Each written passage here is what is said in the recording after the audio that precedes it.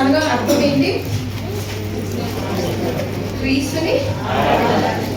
So Christmas అనే పదానికి Greek and Latin words రెండు భాషల్లోంచి కలిపిన పదం. క్రైస్ట్ అంటే క్రీస్తు మనకు తెలుసు. మాస్ అంటే లాటిన్ లాంగ్వేజ్లో మాస్ అనగా అది సెలబ్రేటింగ్. సో క్రీస్తు జనమని మనము సెలబ్రేట్ చేసుకోవడం, celebrating Christ birthday is Christmas. So ఇప్పుడు క్రిస్మస్ అంటే మనము దేవుని గురించి అంటే దేవుని పుట్టినరోజు జరుపుకోవడానికి మనం వచ్చాము, అంటే ఒక బర్త్డేని జరుపుకోవడానికి మనం వచ్చాము.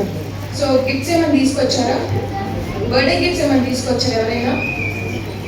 ఇప్పుడు నా బర్త్డేకి ఎవరైనా వచ్చారనుకో, మా అమ్మ నాన్నకి తెలుసు నాకు ఏం కావాలో, నా ఫ్రెండ్స్కి తెలుసు నాకు ఏం కావాలో, సో వాళ్ళు ఏదో ఒకటి తీసుకొచ్చి ఇస్తారు. కానీ మరి దేవుడి బర్త్డేకి మనం ఏం గిఫ్ట్ ఇవ్వాలి? దేవుడు ఏం కోరుకుంటున్నారు? గట్టిగా ఓకే, వాక్యంలో రెఫరెన్సెస్లో చూద్దాము. మొదటిగా మీకా రాసిన మీకా 6:6 చూద్దాము.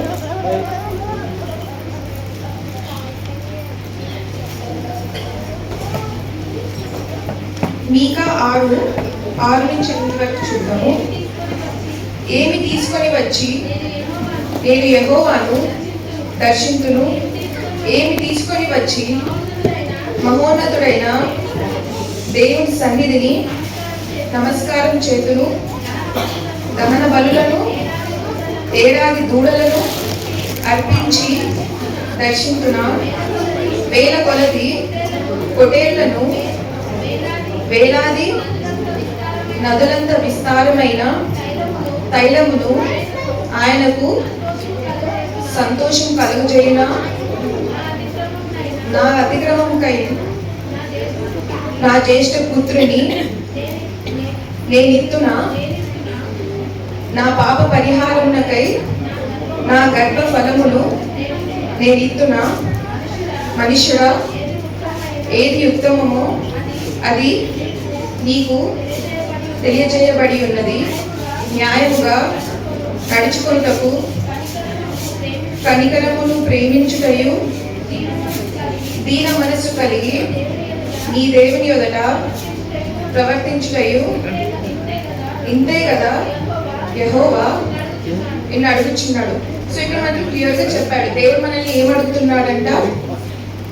న్యాయంగా నడుచుకోవడమని, కనికరముని ప్రేమించమని, దీన మనస్సు కలిగి దేవుని ఎదుట ప్రవర్తించమని. ఇవే మనల్ని ఫస్ట్ మెయిన్గా దేవుడు మనల్ని అడుగుతున్నాడు.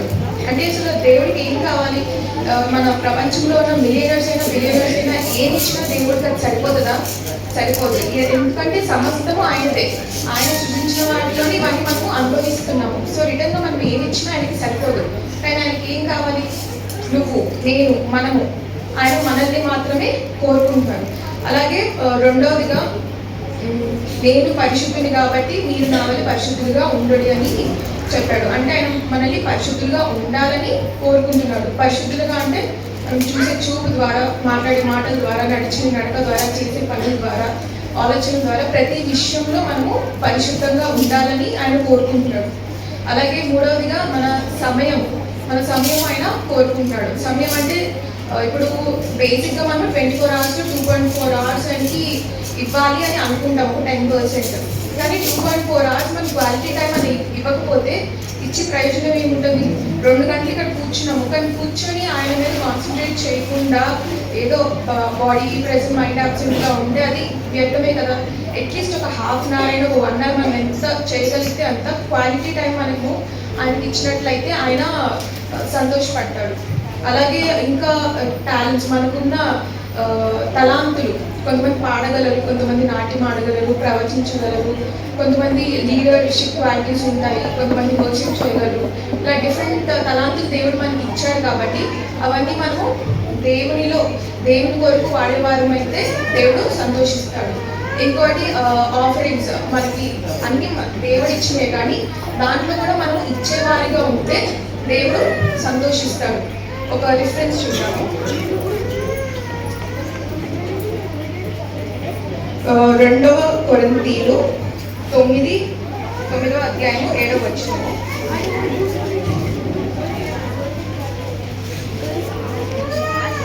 9-7 సనుగు కొనకయు బలవంతముగా కాకయు ప్రతి వాడును తన హృదయములో నిశ్చయించుకొనిన ప్రకారం ఇయ్యవలెను. దేవుడు ఉత్సాహముగా ఇచ్చువానిని ప్రేమించును.